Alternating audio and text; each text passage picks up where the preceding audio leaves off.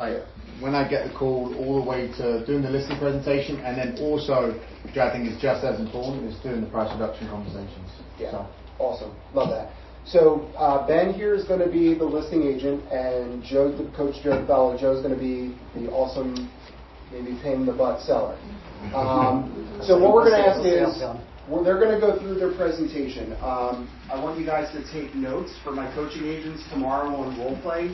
We're going to be quizzing and practice some of this stuff, so please take notes.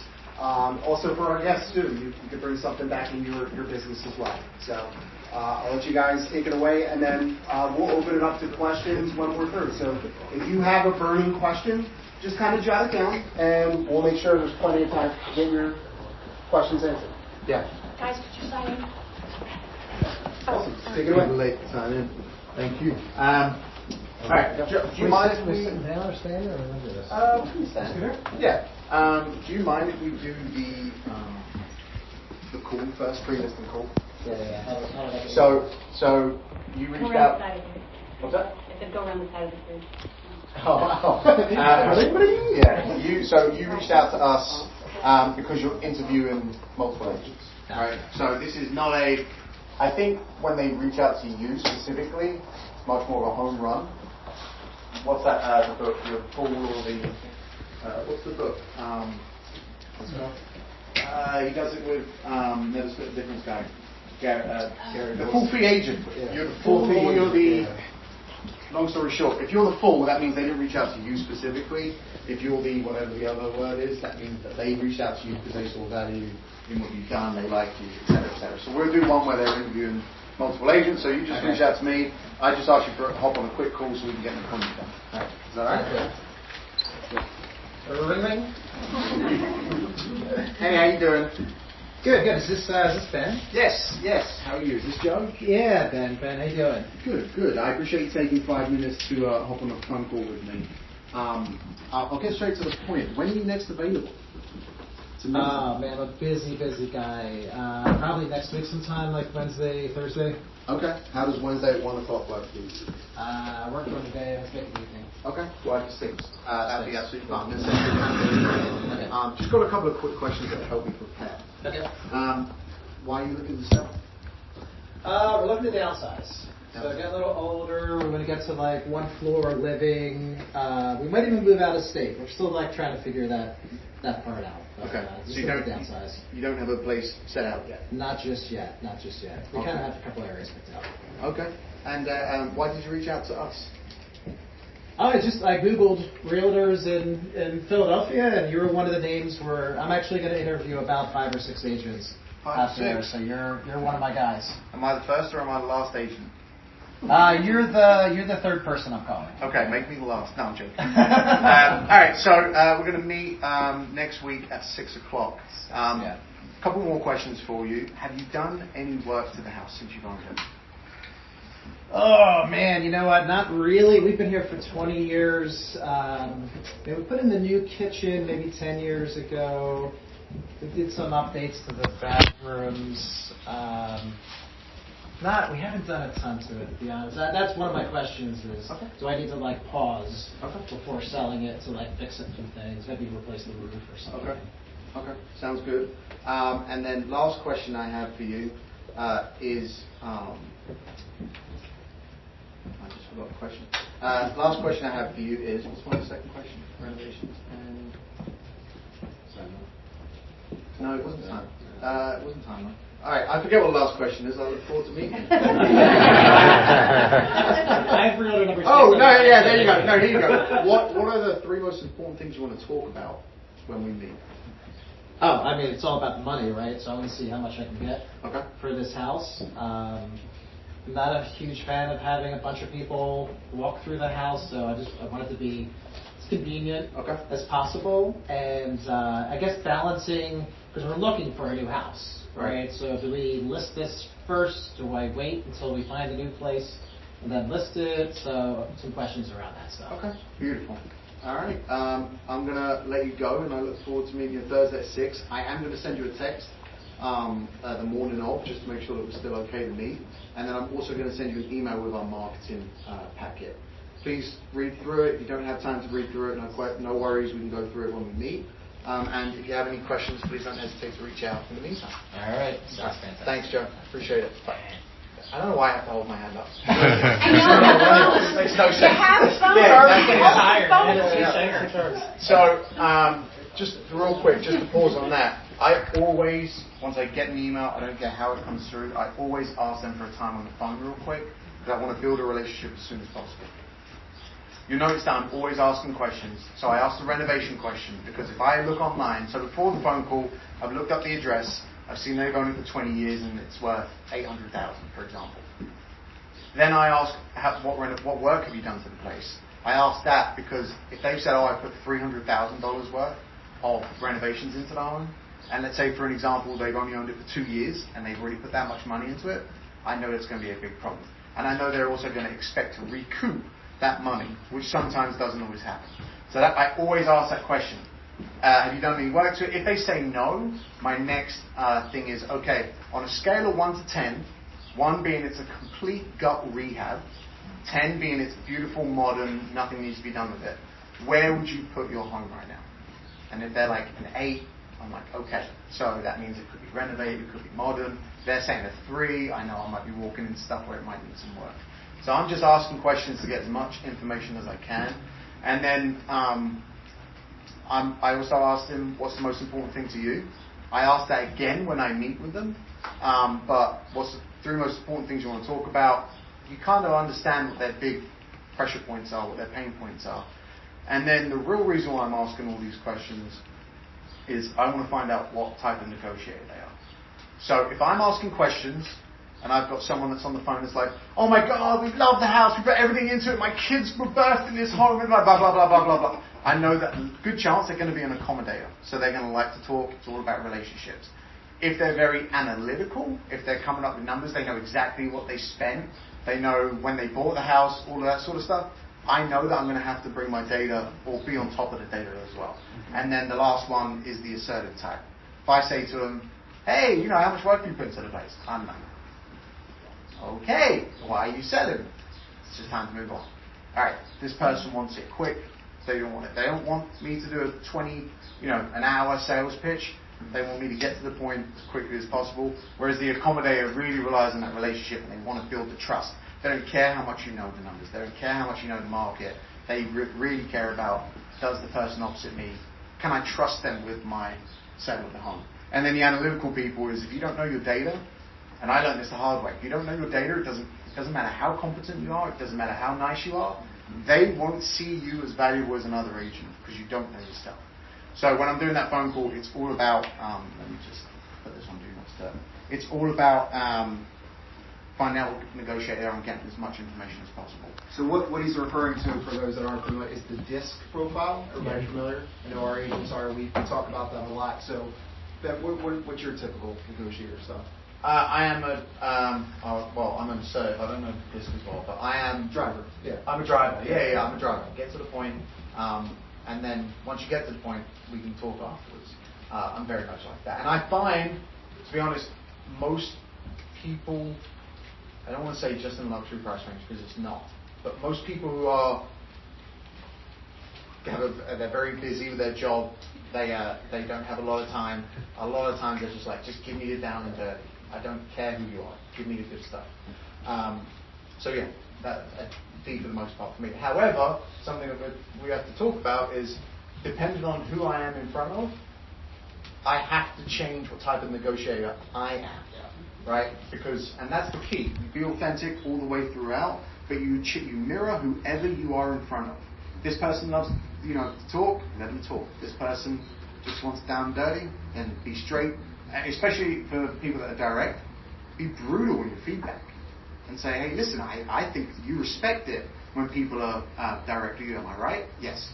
All right. Well, when I walk around the house today, I'm going to say some things. I'm going to look at it like I'm an inspector, etc., etc. So that's the purpose of the call. And then just before we start, I'm now going to do my due diligence. PropStream, if you've never heard of it before, it's a great way of getting leads. It's a great way of farming. But thirdly, I use it to get information on the house. So on PropStream, you can see when they bought it, you can see the estimated amount for their mortgage. So if I've got someone that is an $800,000 seller and they own $650,000 on their mortgage and they've only owned it for 3 years, this is going to be tough. This is going to be tough. If I'm walking in and they have 100% equity, they bought it 20 years ago, right? I know I've got a little bit more leeway on price. They just want to make as much money, but it's not paramount. Well, and also I know you can use that money to buy something else, right? So PropStream's a great resource, and then sending them the market and stuff afterwards in an email. I always send it a digital version of it just so they can read through and ask as many questions as they want. So should we do the presentation? Meet up? Yeah. All right. Why don't we do this? Why don't we do a sit down at the table? Yeah. Well, we can stand here, but Yeah. I don't want to sit. There's all these people around me. Makes me scared. You guys want two chairs Yeah. right here? Yeah. Sorry. Yeah. Oh, we can stand. It's fine. So, just so you know, I always text them the morning of to make sure that they're actually going to be there and that the time still works. Nothing worse than when you drive all that way and they don't show up or they need to change the schedule.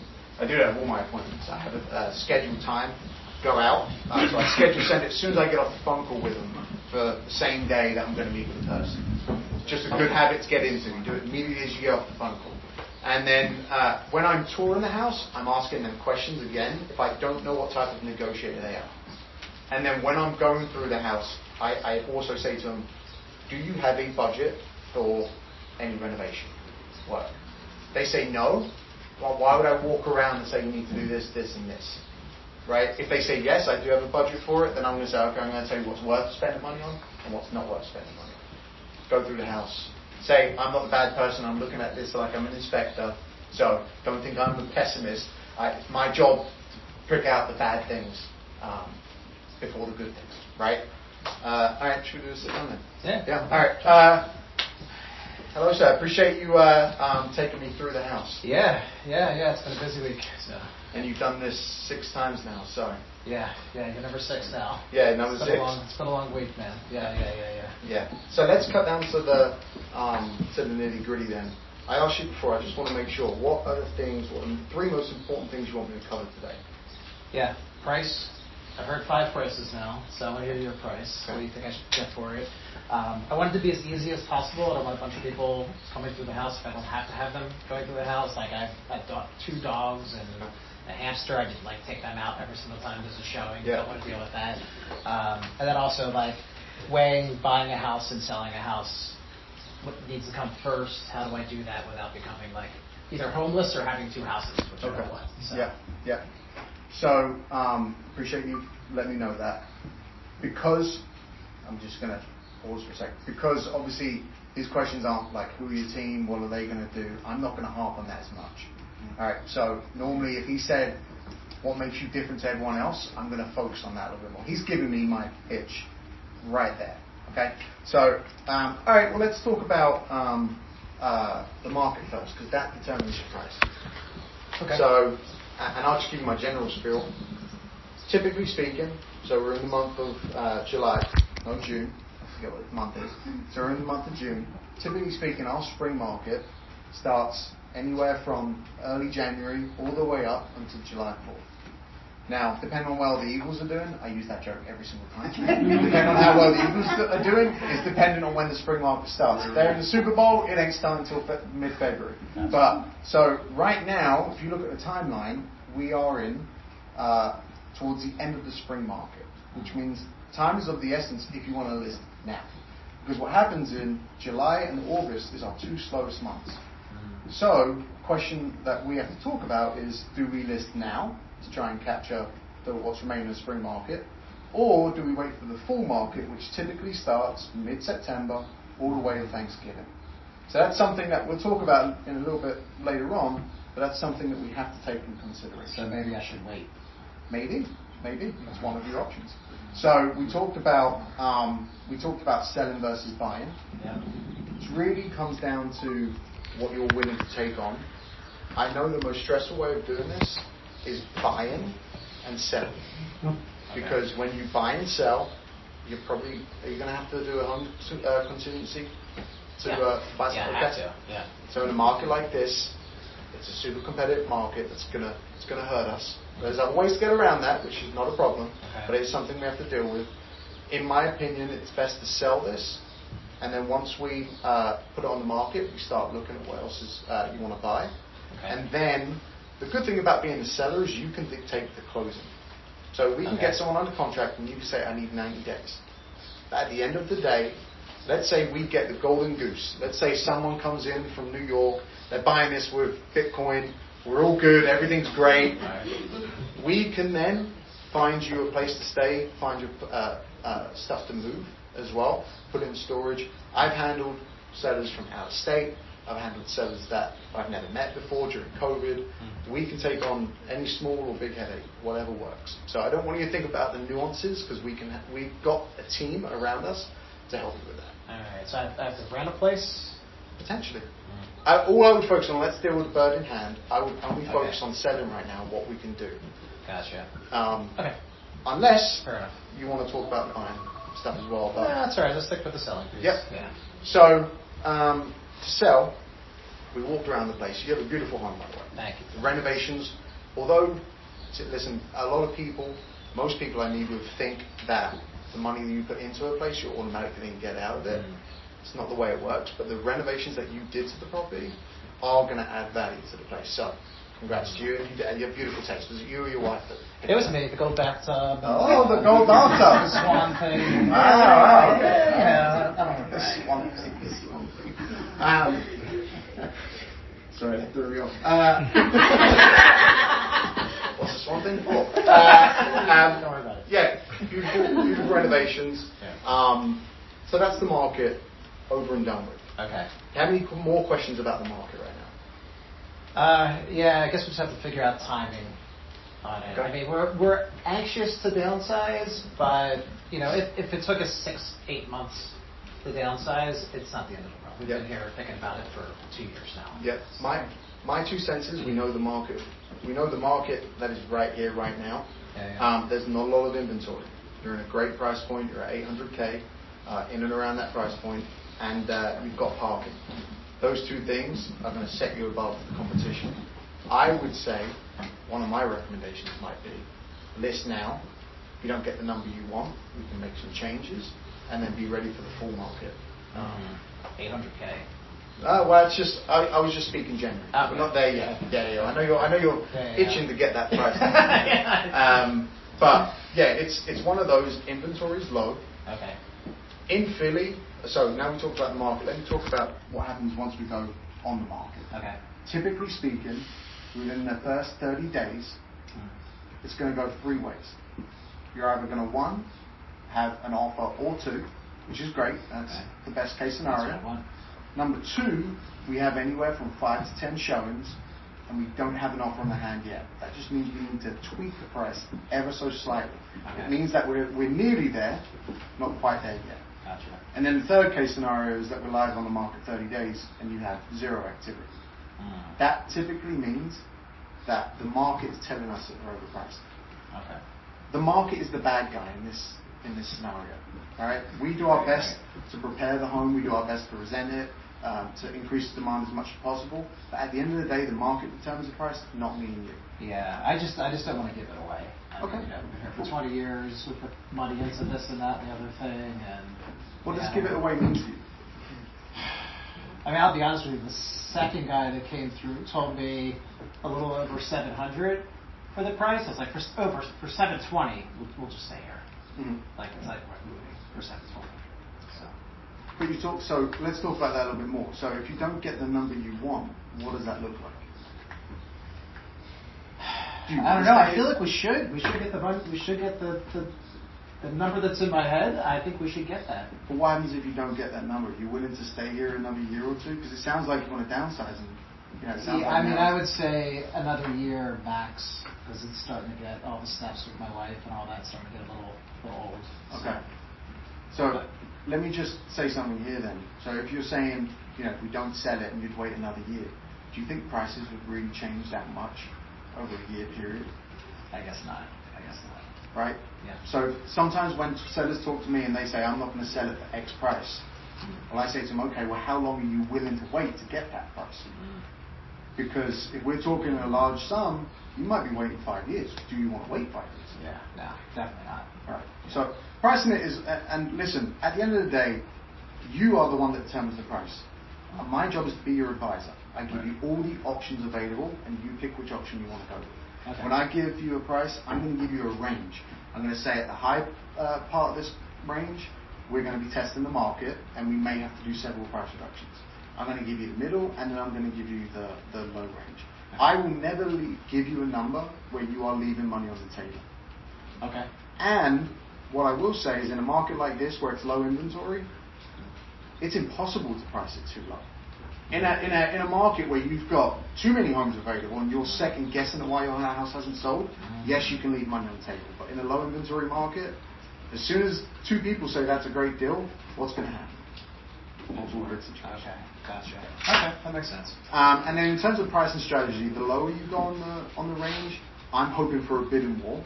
Okay. The middle, you may get one or two offers. If you go on the high range, like I said, you'd have to assess it over the first 30 days. The good news about this market is it tells you very quickly whether it likes you or not. So if you're on the market for 2 weeks, you're going to know whether you're overpriced based on the number of showings. Okay. Yeah, because if you look at all these comps, you can see, and this is great news for you, you can see that yes, there's been homes on the market, but they've sold pretty quickly. Yeah. I mean, I'm always of the mindset of price it high and then have them kind of negotiate you down. Like I sold my boat last year. Right? It was worth $20,000. I put it at like $25,000. We got $21,000 for it. So when you get $25,000 for it, we got $1,000 more than if I put it out at 20. Yeah, So, good for you. Yeah. It's not about 2 jet skis. 2 jet. Yeah, and I'm always let me ask you this. So if we price, if you're about to buy, right? Yeah. What are you going to do when you see a home that's sat on the market? What are you going to think? It's sat on the market? 100 days. Oh, if I'm looking, it's got to be something wrong with it. Or it's overpriced. That's the reason why price is important. Right. Because at the beginning, you have all the leeway at the beginning. You have the upper hand. The first 2 to 4 weeks, you're in control. As soon as you get past the 4 weeks, what happens is, so those first 4 weeks, all the seasoned buyers come through. The ones that are ready to make a decision. And then after 4 weeks, you get the worst piece of feedback that grinds my gears, and I hate it. Great house, just started looking. And then all of a sudden, days on market starts to go up and up and up. Look at these comps, and this is something I do. Like, look at this one. This is one's been on the market for 200 plus days. 200. Jeez. Right? This one was went under contract, but initially it was listed at $1 million. They had to go all the way down to 850, and that was listed for 180 days. Now, in my opinion, if they listed for 900, they would have got 900.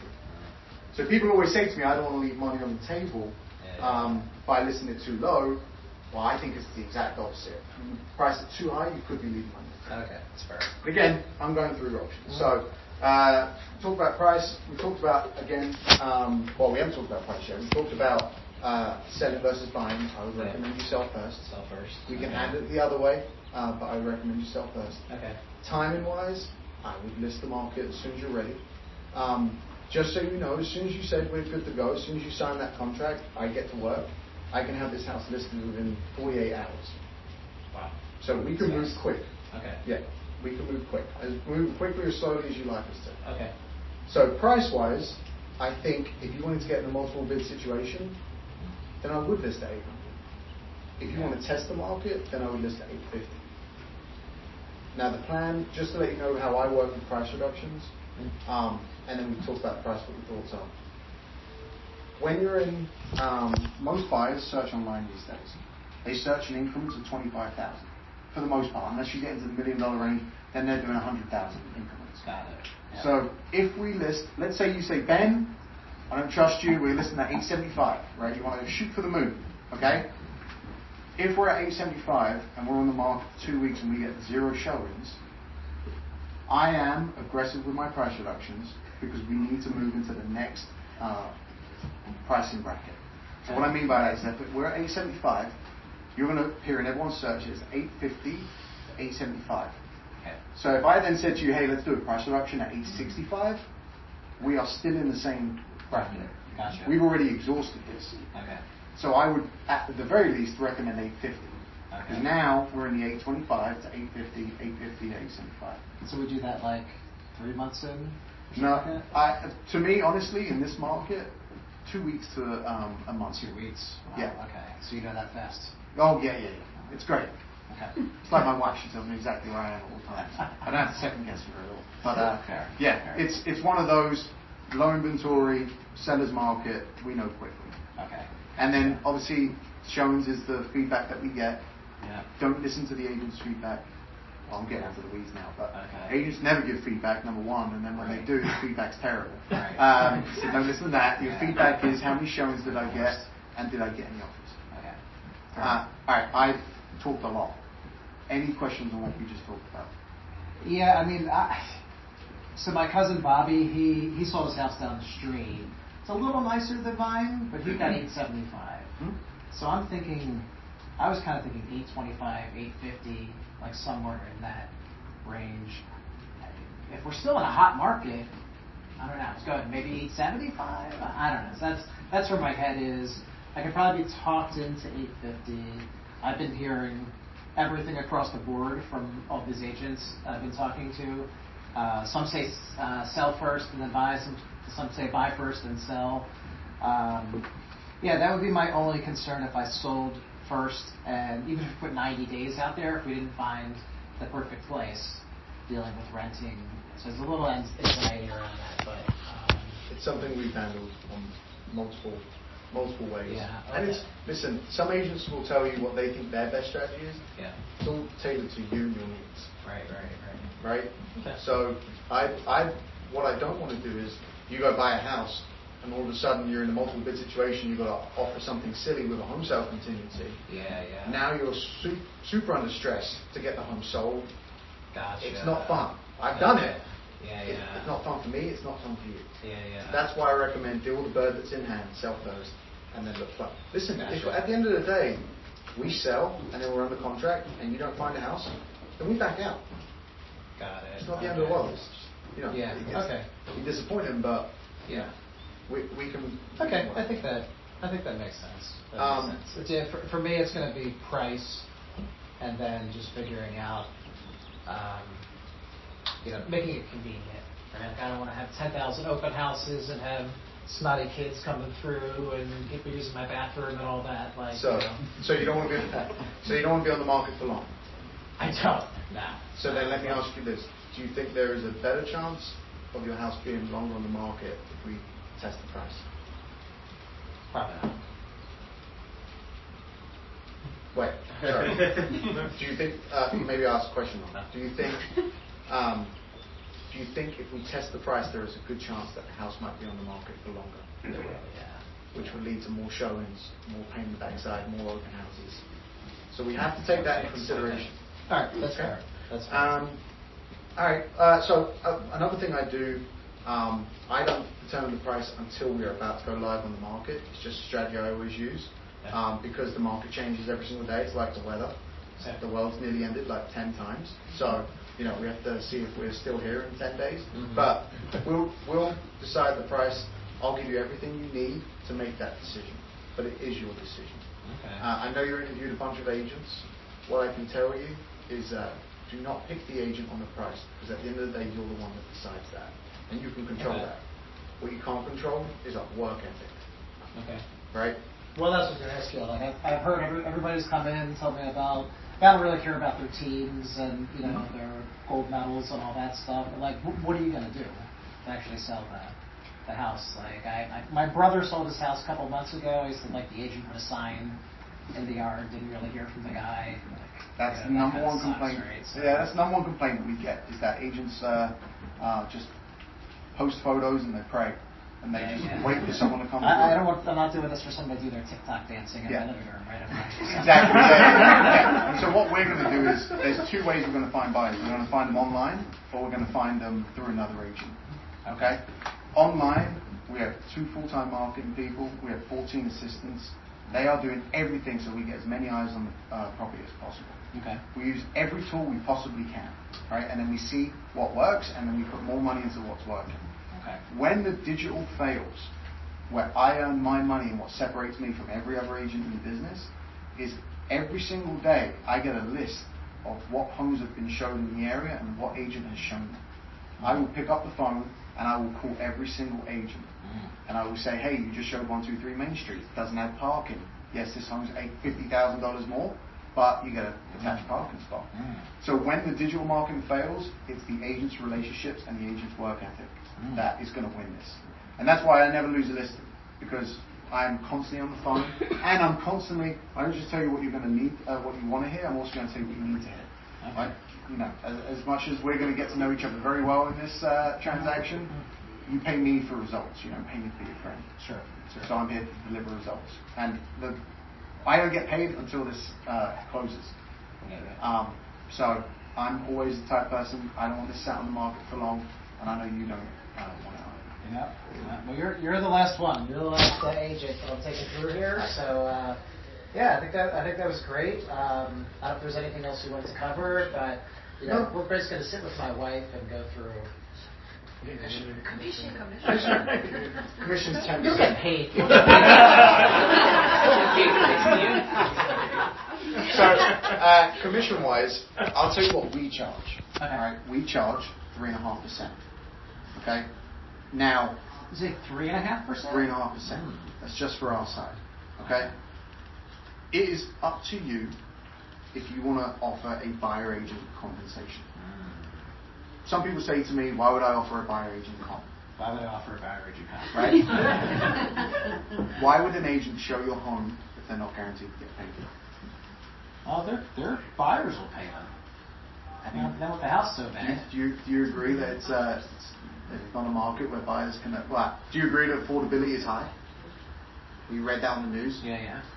Buyers can't afford it. They can barely afford it down. And don't get me wrong, you can choose to do that. You can absolutely choose to do that. We won't work, we won't lose any motivation if you don't offer a buyer agent comp. But there's two things we can do. So you've heard inventory and demand, right? Yeah. You're not selling 5,000 homes. There's nothing you can do about inventory. Right. So the only thing we can do is work on demand. Okay. How do we increase demand? Photos, making it look great when we go through when we do the presentation, painting the place, little small, low-cost, high-impact items, right? Okay. The other way you increase demand is you incentivize the other agent on the other side of it. So it's 3.5% for just us. If you want to offer a buyer agent comp, we realize that's more money to you, then that's when we'll do it for 6%. I'll lower my commission to 3%, and the buyer agent comp will be 3%. By the way, I'm saying 3% here. If I have any inkling that I'm in multiple bid situations, not multiple bid, if I'm with other agents, I will take 5. So I'm not saying, I know everyone's like 6%, you never lose anything less.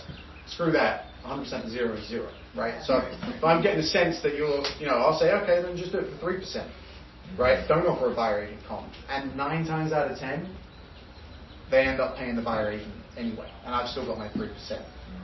So don't get stuck on that 6%, because I'll be honest, 6% is a lot of money to pay some agents out there, because they don't do 6% worth of work, if I'm honest. Right, so even 5% is great. Yeah. So it makes sense. I guess the buyer's agent will probably have to end up giving them something, And we'll let them negotiate. Give them a percent. Yeah, we'll let have something. Just, feed the kids. Your side, I don't know. The listing agents I've talked to, I've heard some as low as like 1.75, 2% on just a listing. Okay. Side. So what's why? The lowest I would do is 2.5% for me. Okay. Let me ask you this: if you're willing to work with an agent that from the bat they're okay to lose over 50% of their income, their money, what do you think they're going to be willing to do with your money? That's a good point. What do you do? That's a good point. I own a jelly factory. Okay. It's a sticky business. So, I'm sure you get people asking you to do what you do for a discount and that all the time. Yeah, Smuckers people kill me. What do you tell them? Tell them that we have a niche special products, right? Yeah, it's worthy of the money.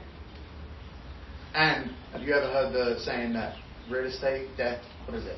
Real estate, divorce, and taxes. What's the 3 most stressful things in people's lives? Divorce, death, divorce, and taxes. Taxes? Yeah, the things that you can't get away from. Death. All right, well, real estate's the 4th one. Taxes, though, but yeah. So, would you agree that this is potentially the biggest investment of your life? Yeah, it's a big deal.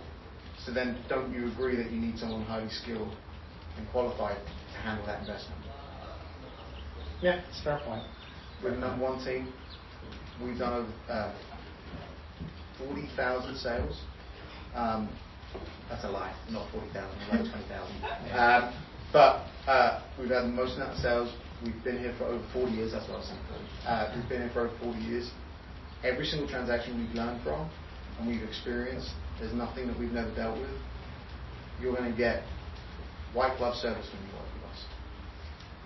The only question I ask, because you asked me if there's anything I wanted to cover, I know you're interviewing multiple agents. I'm sure you're going to sit down with your wife. If you have any further questions, reach out to me. Okay. The only thing I'd ask is if you think you are going to lean somewhere else, call me up and give me a chance to show you how good I am at negotiating. That's all I ask. Give me the opportunity. All right. And then after the opportunity, if you don't like me, you can say, you're out to lunch, British boy. All right. All right. But that's the only thing I ask. So anything else? No, we're going to sit down. We want to make a decision in the next 24 hours. So we're going to sit down tonight after dinner, with big jelly dinner. Are you okay if I reach out to you tomorrow morning? Yeah. It's more fresh. Yeah. Okay. Then I'll do that. All right. Thank you, Joe. Thanks for stopping by. Appreciate it. Thank you.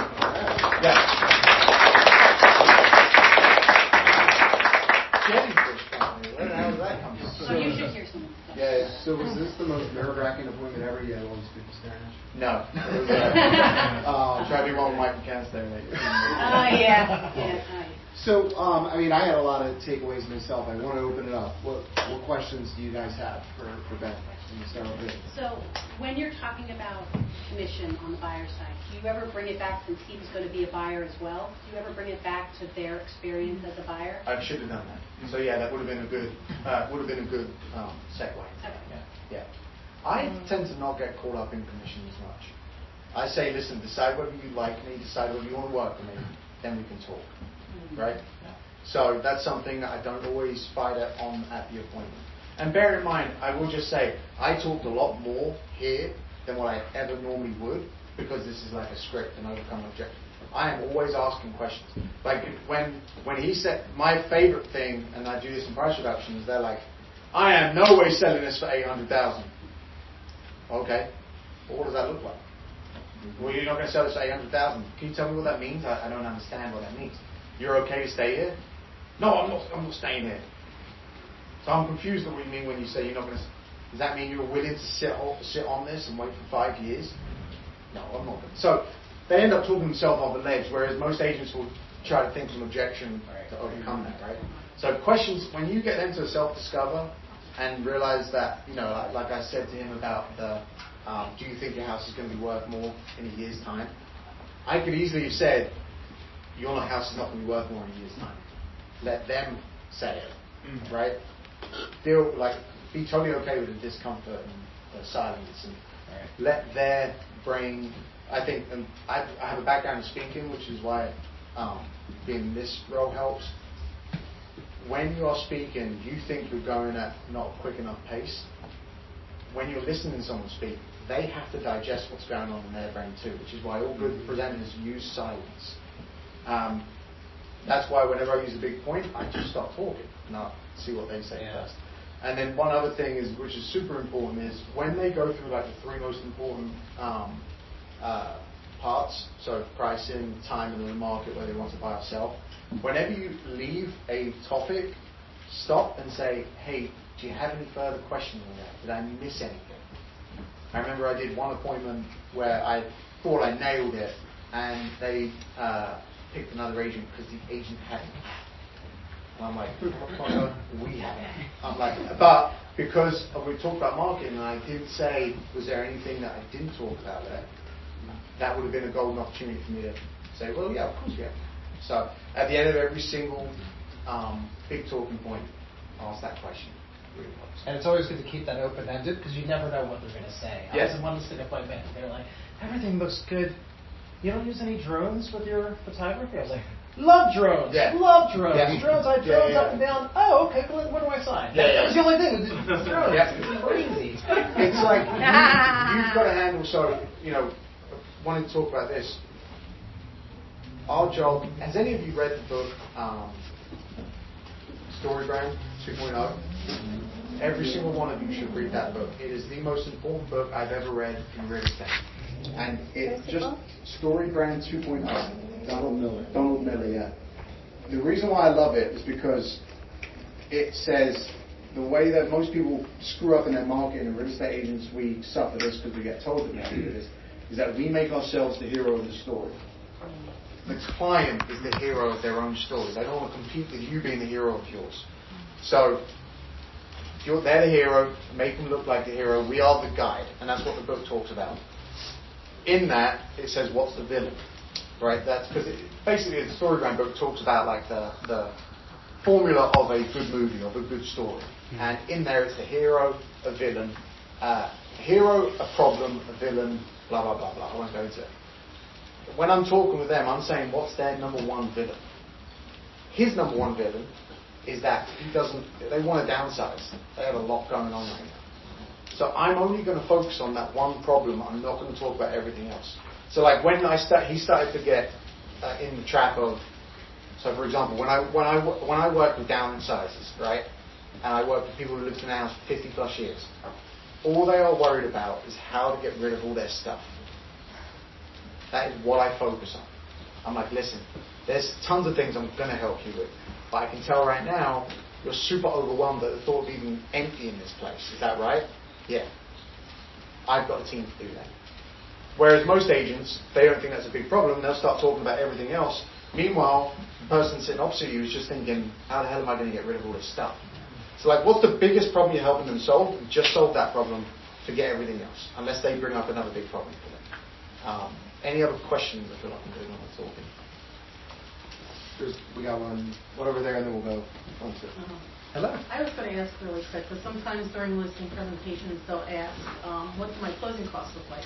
And I know that's kind of like something that I've messed around with, where sometimes we'll talk about commission during that, and sometimes I'll just talk about all the other costs.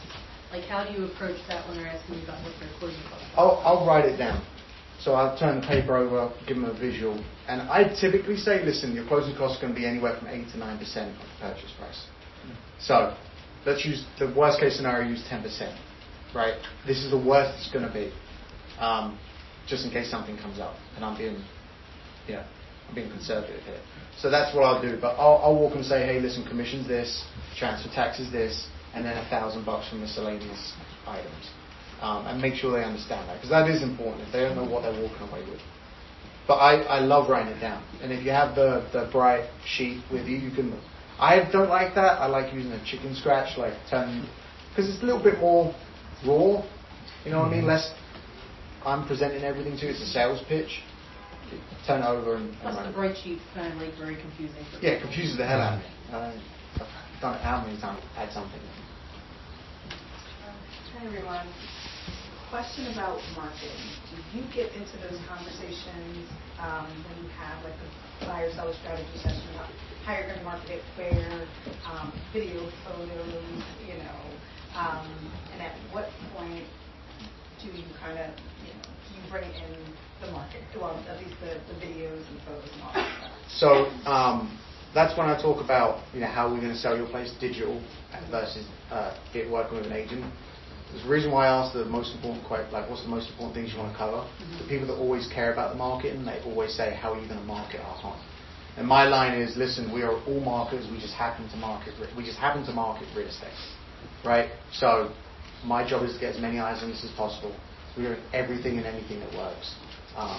Any tool like ChatGPT that we can use to get as many eyes on the property, we will.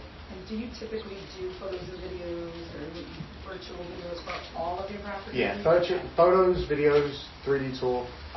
If I had more time, I saw one agent do a documentary on the sale of the house, and the sellers talked about all the memories they had in there.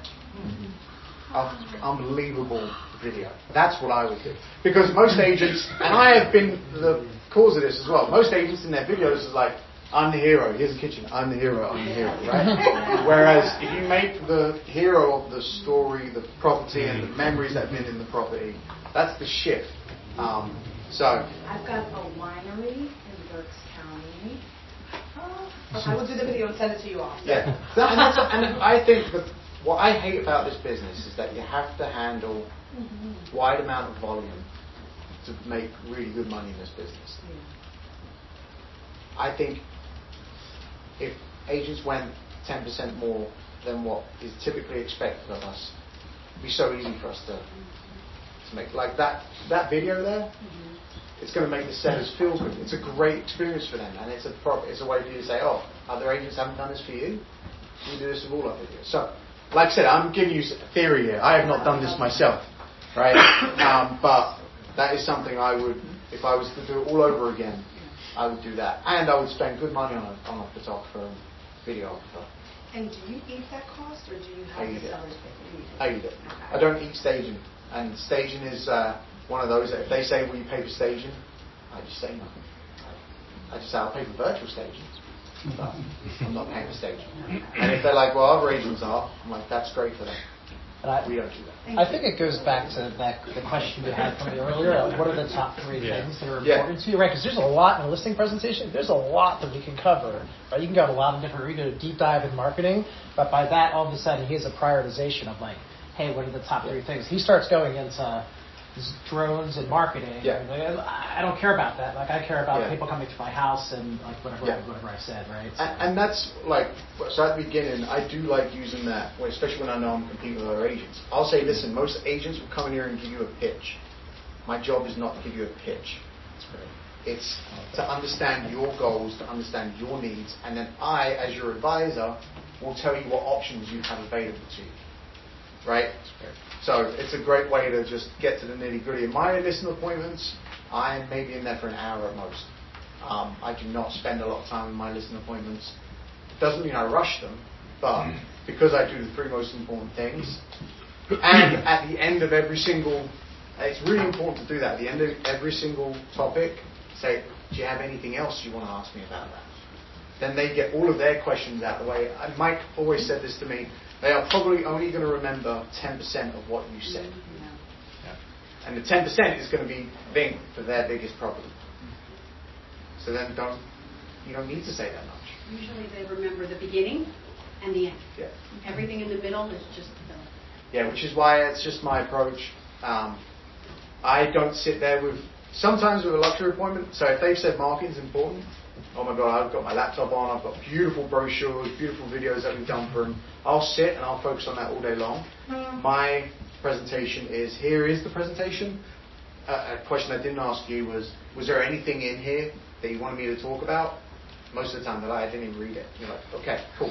Is that what you were sending the night before? Yeah, always I send a digital version of our a pre-listing packet. Pre-listing, yeah. And it just, I hate it. It's actually funny. So I did read this, and I think it's an interesting point. Millennials and the generations younger than millennials, they don't like, well, millennials not so much. I don't know what the new Gen Z, they want to look at the screen. So they feel more comfortable, rather than look at you in the eyes, they want to look at the screen. Yeah. So with them, I'll pull my laptop out and I'll be like, hey, let's go through this presentation together. And then I'll keep pointing to the screen and keep giving minimal eye contact. Whereas with an oldie, I'm like, well, don't worry about this stuff. Like, let's get all of this. And by the way, I don't, unless they are analytical and unless they are beating me on the price, I do not talk about the comps.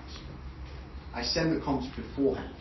And when they say to me, sometimes I'll walk into a listing appointment, I won't even give them a price. Because I'll say to them, well, hang on a minute, you bought this 30 years ago. I don't know the condition of it. This is the first time I've walked through. Other agents gave you a price from the bat? Doesn't sound right to me. Right? So I'll give you a price within 24 hours. So don't be afraid to do that too. So somebody in the audience is like, I really want to focus on getting better, getting listings. What's one quality or one skill do you think we should work on? Sounds boring, but asking better questions. Find out what negotiator they are and ask better questions around what their negotiation stuff. Like find their black swan as never split difference, he calls it. Like, just focus on the one problem and get better at being analytical. Like, the agents that just lean on their charisma, you'll get a certain point, and then that won't be enough anymore. So you have to know the 3 negotiation styles, 3 communication styles, or the 4 disc, whatever you want to call it, and you have to mirror whoever you're in front of. And it takes a long time doing that. I hated talking about data at the beginning. I was bad at school. I did not like talking numbers, but I knew in the luxury price point, I have to know that stuff. So, so be a chameleon. Be a chameleon, and don't be afraid of upsetting. They appreciate it. I've never ever had one person turn around and said, I've had them while I've been on the phone with them say all sorts of things, but afterwards they've always said, I always appreciate how honest and transparent you were. I just had one the other day where this house was worth $400,000. The listing agent before them had it listed for $795,000. Wow. They interviewed 5 agents. I was the only person that told them $400,000, and they went with us. Everyone else told them $600, $700, because they wanted to get the listing. It ain't worth it. It's not worth it. So, and they appreciate it. It's funny because the first time you do it, you're scared. You're like, oh, I'm not used to it. And then you realize that people, as long as you've done it, communicated in the right style, they appreciate it, man. Like every single one of you, when you go to sell your house, would appreciate someone being frank rather than just, yeah, sure, we can list for, you think Uncle Bob's place is worth $875? Yeah, let's list for $900. You're going to hate me by the end of this, and I'm going to hate you. You know. You have a question? Yeah, I like the idea of the range of the listing price. Yeah. And you said that you like to kind of push out a little bit on the final price until it's closer to listing. But then when do you get that listing agreement? I get the listing agreement right away, and I get TBD on the listing price. Okay. I love doing that, especially with people that want to list it too high. Because what I'll tell them is, okay, let's say we've got 3 weeks before we're about to list. I'll say to them, look, as soon as you sign that contract, I'm getting to work.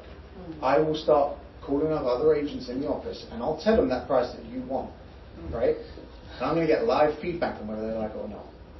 And by the time, I'm just doing subtle little, hey, another agent said that's too high. Hey, another agent said that's too high. By the time they're 3 weeks in, they've done the photos, they're like, all right, I get the price that I want anyway. Yep. So price reduction conversations, if that's all right, so move on to that. Does anyone have any more questions on the presentation? Okay. So price reductions, I think, are the most important part of being a listing agent, right? It's like, okay, great, you got the house, now you've got to save. Always talk to them about the 25K increments. It is not worth doing a price reduction if you're not changing the range.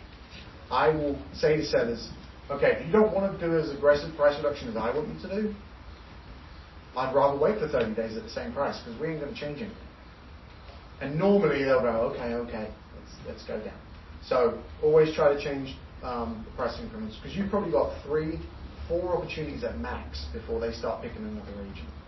And then if you're not communicating, so one thing I would do once we go ahead, before we go live, I say, how often would you like me to contact you? Once a week, once a day, once a month. Don't contact me until I sell it. So you'll get their boundaries and you'll say, okay, you want to hear from me once a week? Every Friday, you're going to hear from me. And then send them all the sorts of like showings, data, everything you can. If you know the house is priced too high, one thing that I love doing, I got this from Mike, after every showing is booked, I forward it to the seller. I know they've even got it anyway. They've got the email anyway, but I send it to the seller and I'm like, woohoo! Like something short. Because I want them to know I am on top of it. Like showing happened and he emailed me like a minute afterwards. Amazing. Then next time with feedback, I'll say to them, oh, agent's probably right on this one. And I'll just do subtle little comments. Another thing to do if you have someone that's priced too high, set them up on a bright MLS auto search. I love it when sellers are like, well, this home sold, so why isn't mine? Use that data. Don't be afraid of it and say, well, like, so one thing I was going to do when you started talking about Uncle Bob's jellyfish, swan, golden bath toilet, was I was going to say, okay, let's pull up the address, let's pull up the photos. And then my question would have been, well, how much do you think, you said the home's a little bit nicer than yours, how much do you think you'd have to spend in order to make it that nice? And they're like, well, $150,000. Okay, so you're telling me you want to list at the same price, even though you just told me it's $150,000 and get it from there to here. So do that with comps again.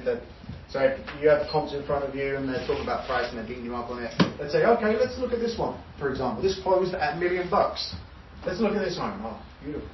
You think that kitchen's the same as yours? No, that's way nicer than mine.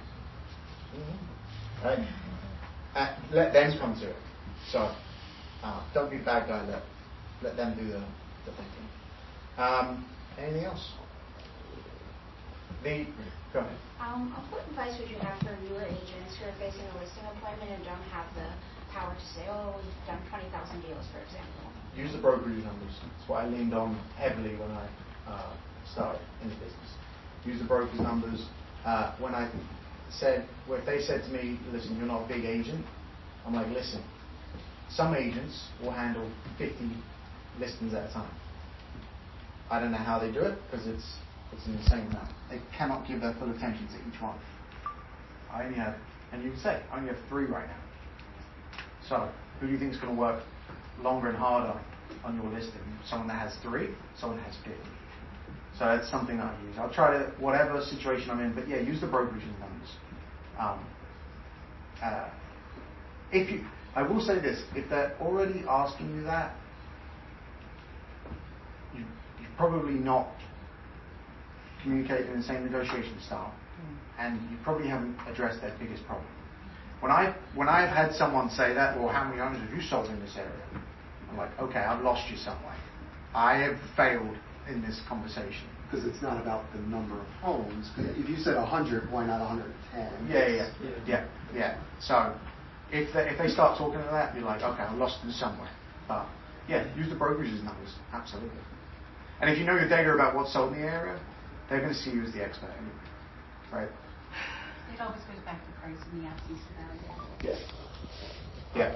And don't not talk about price too. Like, don't do your whole spiel, because sometimes you meet a seller and they're like, all right, price. Like he was getting at it, he was like, yeah, great, price. I'm like, all right, let me do my spiel. But get to the price sooner rather than later. It's just, you can get more chance to come over there. And for those of you not on a team, this is your team. Yeah. This is your team. So I'm on a team of 50 different people. We have over 100 years experience in real estate. And then I would go into that. This is going to be my baby. This is going to be my focus if I get it. I'm not going to have 100 listings. I'm going to have 3, 2, 1. Yes. And when you're walking through someone's house, stop in a room and be like, what's your favorite room in the house? Living room. Why? What's the name? Give me some memories. Now, don't get me wrong. Don't do that with someone who's direct. Dude, you're out to lunch. Like, sitting there talking about my kids. But like someone that is the accommodating type, look at a photo. Who's this handsome little chap? Oh, it's my son. You got him at that point. So, anything else? I will say the 3.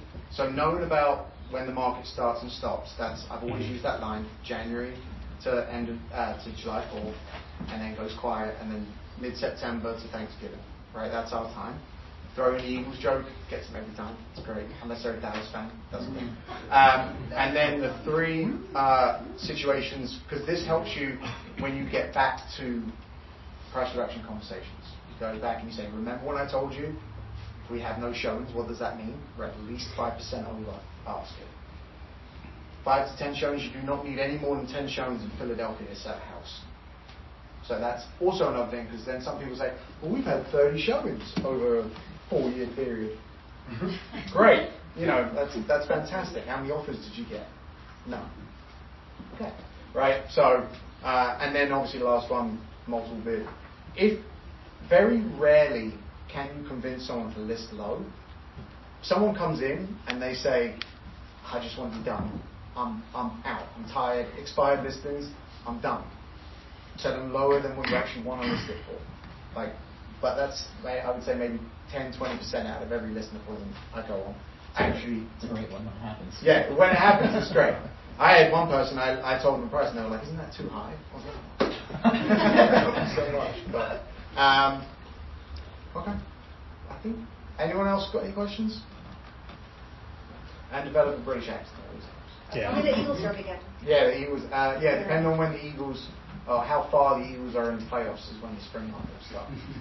And it is true. Hands down, it is true. Yeah. So what I heard today really was get really good at asking your questions and your listening skills, understand, I call it the DISC, but understanding the 4 personality styles and what you are, adapting, and what was the other one? There was one more good one. The Eagles joke. Yeah. Awesome. I love using humor in my presentation. It's just me. If you don't like doing that, then don't. Like, I try to not take myself too seriously.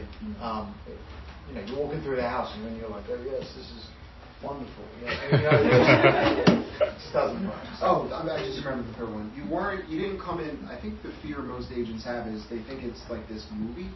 Like the listing, it has to be this way. I have to shake my hand this way, And Ben, you were just, not necessarily you were winging it. You were just asking questions, building rapport, and focus on what's most important to yourself. Yeah, definitely. It's not a pitch. Sales pitch is the worst term in sales. If you are pitching at them, you don't have their best interest. You're not asking questions. So that's why. Forgive me if this does seem like I'm not going to scream here, but. Any of you can come on me with a listening appointment. You'll see that is my strategy. Unless I think they care about what's on the screen, then I'll do that. But it just feels so. And I think I said this before. Use the term. Most agents will come in there and give you a pitch. My job is to come in there and ask you questions, see what your goals are, see what your needs are, and then I will tell you the options available to you, and then it's your decision to decide. That line about don't pick the agent with the price. I love that. Like, hey, the one thing you actually can control is the price. So don't pick an agent over price. And then, give me one opportunity to overcome the objection. I've had people call me up and they're like, I'm thinking about going with some loser realtor that isn't you. They said this. And then it gives you an opportunity to overcome it. So, thank you, everyone. Love it. Thank you. About price was, if you're going to hire an agent right off the bat that's going to discount their own money, what do you think they're going to do to yours? I like that. Yeah, and then link it to their profession. So that's a big thing to do. Find out what they do.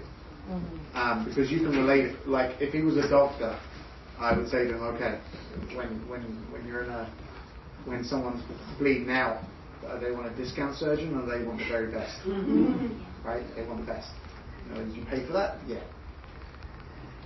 I don't do that. That made you work at the jelly factory. Yeah. Well, thank you so much, Ben. One Yeah. more round of applause.